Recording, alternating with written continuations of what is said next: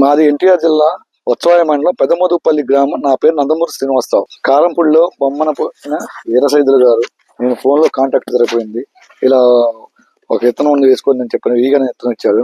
నేను 5 ఎకరాలు వేసాను. కాపు చిక్కదనంగాను పైదాకా కాయ ఒకే సైజు వచ్చి కాయ కూడా సన్నగా బాగా క్వాలిటీగా ఉంది. బాగుంది ఫీల్డ్ మాత్రం.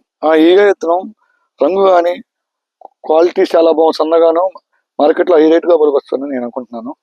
ఇంకా కాఫీ దిగుబడి కూడా బాగా వచ్చే సూచనలు కనపడుతుంది నాకు.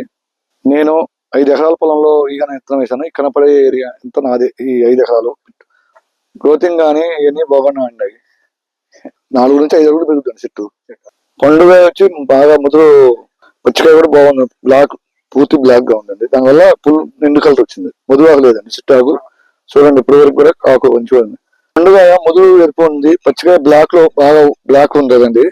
ప్లస్ ఆకు చిట్టాకు ఉన్న వల్ల గనుపు పూత వస్తుంది. బాగా కాపు కూడా సెట్ అవుతుంది.